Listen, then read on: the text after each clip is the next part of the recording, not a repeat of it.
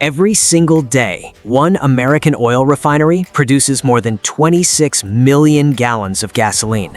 That's enough fuel to power millions of cars, trucks, and airplanes across the United States. But have you ever wondered how crude oil, thick, dark, and unrefined, turns into the fuel that keeps America moving? Inside this massive industrial complex, towering distillation columns separate molecules by temperature. Cracking units break heavy hydrocarbons into lighter fuels. Hydrogen systems remove sulfur to meet strict U.S. standards. Pipelines, reactors, and control rooms operate 24 hours a day. The scale is bigger, the machines are louder, and the process is more precise than you think. Let's go inside.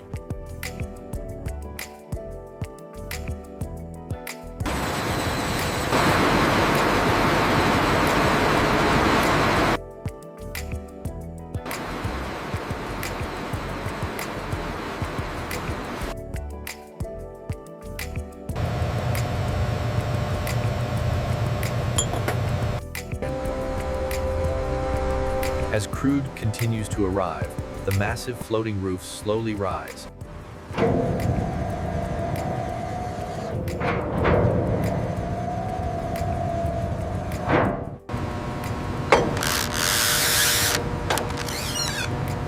The valve is carefully opened, allowing the free water to drain first. We look for that distinct separation before the crude begins to flow. The centrifugal pump engages. The shaft begins to turn, building rapidly to a steady operating speed as the flow rate increases.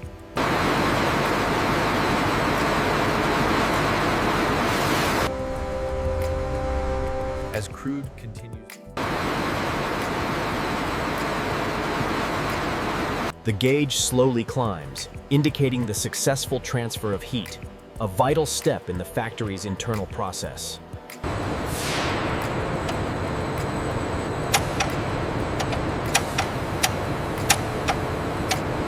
The crude outlet temperature is rising exactly as expected. We are within the operational window. the massive desalter vessel handles the incoming crude. Wash water. Here at the crude inlet, the heavy hydrocarbons meet the mixing valve. As the flow rate increases, the turbulence ensures a complete mixture before the desalter.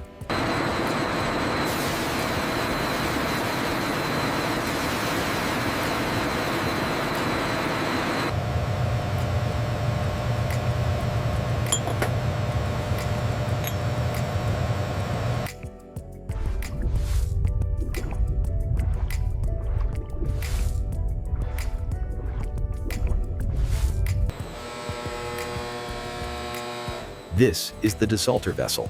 Inside, an active electrostatic field works separate. Maintaining the delicate balance between water and crude requires constant monitoring and subtle adjustments, as seen here. Here on the desalted crude outlet, the pressure and temperature gauges show the system stabilizing, confirming balanced operation after separation. The operator confirms the salt content levels meet the required specifications for the batch.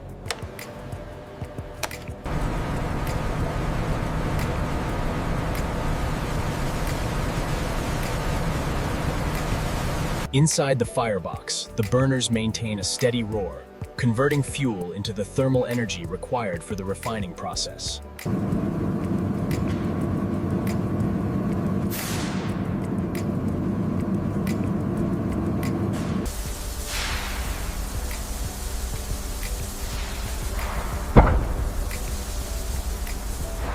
The crude is heated and vaporized before entering the base of this towering column, initiating the crucial first step of large-scale separation.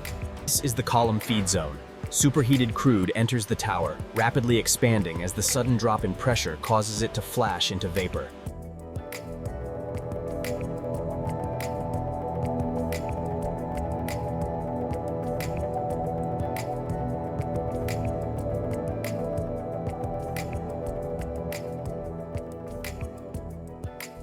As you can see, the inlet and outlet temperatures are stable, indicating precise control over the cooling process.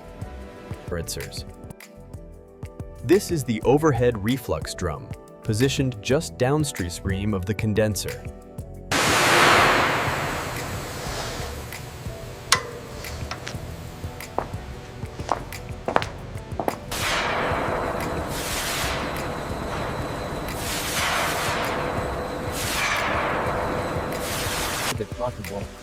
The distillation column ensures stable separation. Middle distillates, like jet fuel, emerge here in defined layers.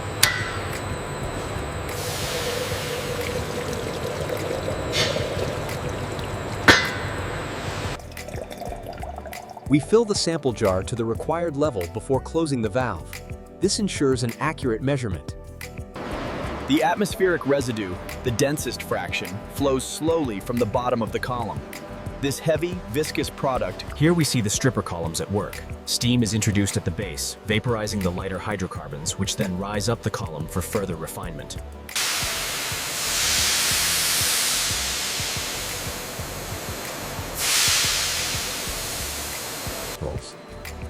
The kerosene stripper column ensures the purity of the mid-range distillate.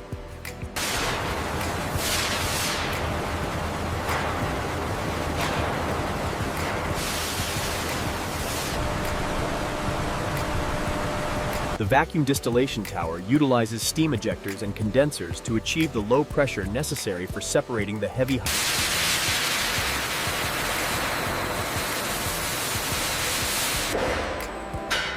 The gauge clearly indicates the ultra-low absolute pressure inside the tower.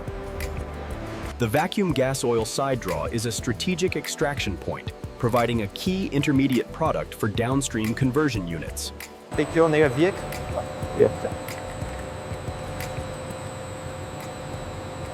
It's screw isolation here.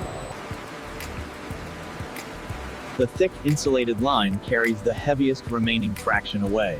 This dense vacuum Shalakis. This divergence represents a critical decision point. The heavy fractions are split, with one stream moving toward the cut points look stable. Yield distribution is holding steady at 98%.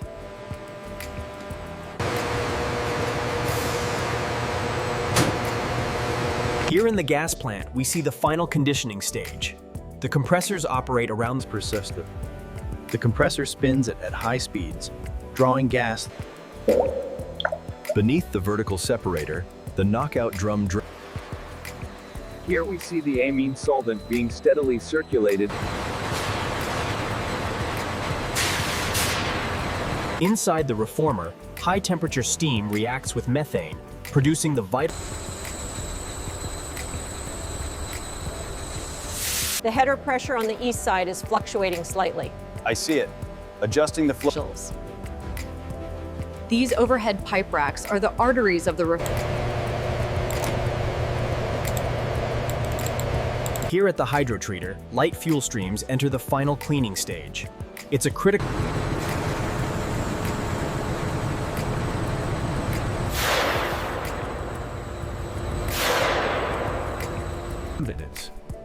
At this injection point, hydrogen blends with the flowing. The reactor effluent cooler is critical for managing the intense heat of the reaction. The high-pressure separator drum efficiently separates the liquid. The pressurized sour gas is safely routed from the diesel hydrotreater unit. The fired heater raises the temperature, initiating the diesel feed flows steadily into the reactor. As pressure builds, collecting the ultra-low sulfur diesel sample. Precision is key here to ensure.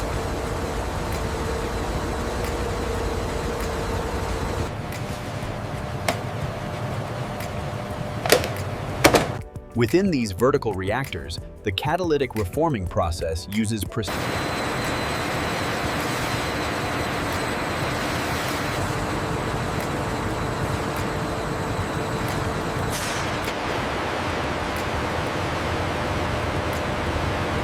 Through precise catalytic control, the reformate product flows steadily, ensuring the recovered hydrogen flows back into the refinery header, completing the recycle loop. Here at the FCC unit, heavy molecules are transformed, converting long as the VGO temperature climbs through the exchanger. The controlled heat transfer prepared. This standpipe ensures the rapid circulation of the regenerated heat. Inside the riser, the critical cracking reactions occur instantly as the feed.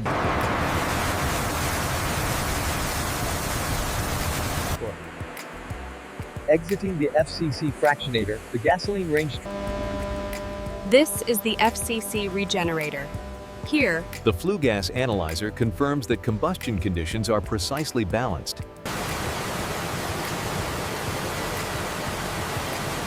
Under extreme pressure, the VGO and hydrogen mix, flowing into the hydrocracker. So, as you can see, the pressure gauge holds steady within the hot. After the initial reaction, the effluent is cooled and stabilized. As the hydrocracked diesel leaves the separator, it flows through this polished line. This is the delayed coker unit, the final stage in processing the refinery's heaviest material. Inside the coker heater, intense combustion heats the vacuum residue flowing through The operator is maintaining high alert precision, ensuring the heater outlet temperature. Inside the coker drum, This controlled choreography ensures continuous operation as the large switching.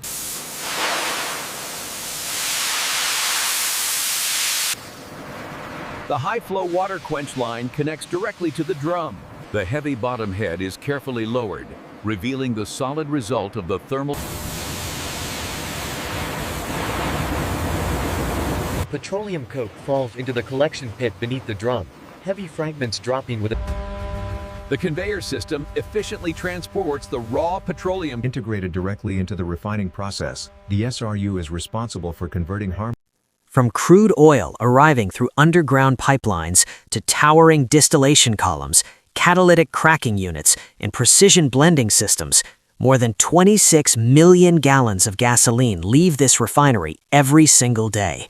Each gallon tested, cleaned, measured, approved, loaded into tanker trucks, sent through pipelines, delivered to gas stations across the country. And the next time you fill your tank, you're not just pumping fuel. You're using the result of one of the most complex industrial processes in America. This is how crude oil becomes gasoline.